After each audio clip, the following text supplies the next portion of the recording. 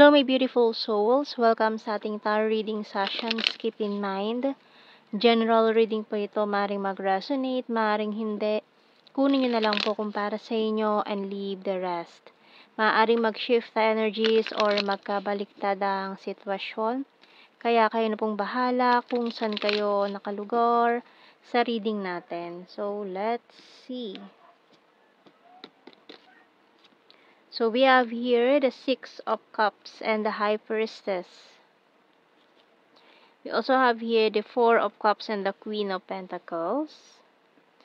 The King of Wands and the Page of Cups. Four of Swords and the Death card. Bottom card natin, the Fool. So may mga specific signs tayo dyan ng Pisces, Aries, and the Scorpio. So, tingnan muna natin. Mukhang may nakakamiss sa'yo ngayon na itong taong to ay mukhang nireject mo dati or nireject ka before. Tingnan natin, pwede magkabaliktad ang sitwasyon. Mukhang may na-friend zone dito or tinanggihan, nireject. So, we have here playing cards, luck, falling star, newspaper, binoculars, and tarot cards. Bottom card natin, hourglass. So, may good news. So, mukhang itong taong to ay, this person is watching you with his binoculars. And may good news na paparating. Maaring it's a wish upon a star na mangyayari ngayon, lalo na ngayong March. So, tingnan pa natin anong message ng Archangel natin dito. So, we have here Counselor by Archangel Azrael. You are a natural counselor and many people benefit from your guidance and reassurance. Okay, so may mga bagay din dito na maaaring unexpected na dumating or hindi mo inaasahan. So, tingnan pa natin anong mga messages natin dito sa ating tarot messages oracle cards. And itong taong to mukhang may mga pa-surprise. Lalo na kung parang nag-ano siya dito nag-level up or kumbaga nag-upgrade. Kumbaga dati is version 1, ngayon version 2.0 na siya. Marami siyang mga ginawa sa buhay niya para ma-upgrade yung sarili niya or physically, pati sa kanyang career, ganyan. So, tingnan natin. Kumbaga dati, mukhang tinanggihan mo siya kasi parang hindi siya yung type mo, pero magugulat ka na lang pag nakita ulit kayo nitong taong to, parang ang laki ng pinagbago niya, mga ganyan. You're so hot. Okay. So, ngayon parang ano na siya hot na siya or ano, pwede magkabaliktad. Pwedeng ikaw ang tinanggihan nitong taong ito dati kasi hindi kanya type. Tapos ngayon nakita ka na niya, parang uy, ang ano niya ngayon na iba yung aura niya, iba yung dating mo ngayon, parang ang lakas ng dating mo ngayon na parang hindi kanya kayang i-resist. Ganon, hindi kanya na kayang tanggihan ngayon.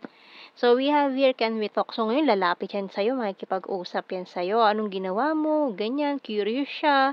Ano yung mga, sa tagal-tagal nyo nang hindi nag-usap or hindi nagkita, parang tatanungin niya, ano nangyari sa'yo? Kumusta ka? Ganyan. So, kakamustahin ka bigla nitong taong to. Can't sleep thinking of you all night long.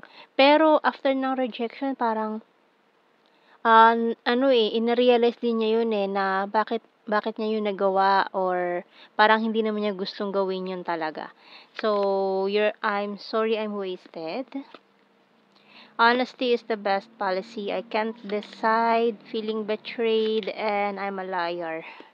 So, yung bottom card, business is business. So, mukhang nag-focus ka sa goals mo sa business mo Kaya parang, you have the money na ganyan, para, tapos, binigyan mo ng time yung sarili mo, yung parang, kumbaga, relax, ganyan. yung time na ilalaan mo sa kung sino man tao na love life, parang inilaan mo lang sa sarili mo, self-love, ganyan. So, talagang nag-glow ka. Talagang nag-glow ka dahil sa self-love na inilaan mo sa sarili mo. Kasi parang sinayang nito yung opportunity nitong taon 'to. Sinayang niya yung opportunity na, dumaan kumbaga. Kung ikaw yun, opportunity na kumbaga pinakawalan pa niya. So, may panghihinayang din sa part nitong taong ito. Tingnan pa natin. I bury myself in work to forget you. So, after nung nakita ka niya, parang, uy, teka, you're so hot. Pwede ba tayong mag-usap?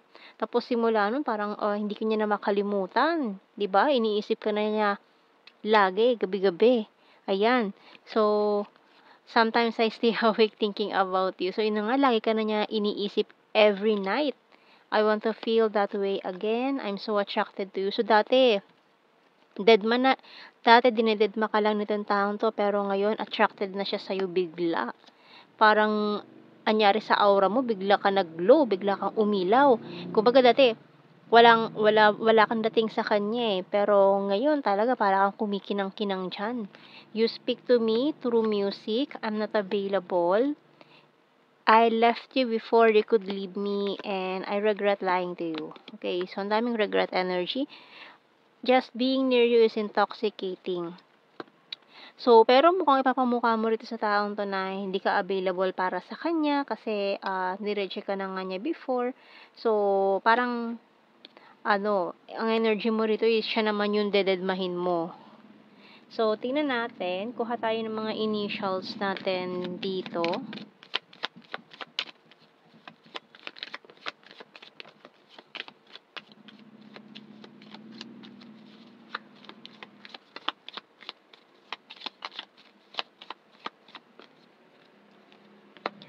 Letter P, N, W, U, Q, H, A, S, I.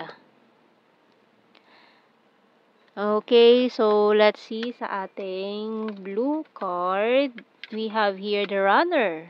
Kasi bigla na lang itong tumakbo. Courage and addictions. Okay. So, maaaring may mga nalulung din sa sugal, ganyan. Kaya, ngayon, parang siya naman yung nahihiyang lumapit sa'yo or, kumbaga dati, ang ganda ng estado sa buhay nitong taong to, pero mukhang nagkaroon din siya ng problem sa gambling, ganyan. So, tingnan natin. General signs and messages natin dito. And after din siguro nung nireject ka niya, parang gusto niya sanang bawiin pero hindi niya na magawa. Kasi parang ikaw na rin yung umiwas sa kanya nun. After niyang i-reject ka, parang umiwas ka na rin sa kanya and then parang pinagsisihan niya yung desisyon niya na yun na bakit. Kasi ayaw niya naman talaga na umiwas ka sa kanya. Kasi siguro friends kayo, ganyan. So, ayaw niya naman masira yung friendship. Kaso umiwas ka na nga kasi parang syempre nakakahiya naman na ipipilit mo pa yung sarili mo or kahit as friends, 'di ba? So, ngayon, siya naman yung naghahanap sa'yo. We have here, Cold City, August, Cup is water sign, Cancer, Scorpio, Pisces, Travel, Capricorn, Future Lover, need more signs. City, Lake, Sagittarius, number 10, National Capital Region, Weird, Gorgeous, 9, has a dirty sense of humor, selfie-holic. So, ngayon, tinitignan yung mga pictures mo sa social media, divine masculine, emotional, green-minded, past person, number 8, and athletic.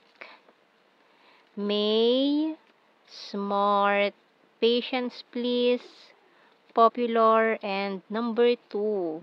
So, yan ang ating reading, my beautiful souls. Thank you for watching. Take care and God bless. See you in our next reading, guys. Bye-bye.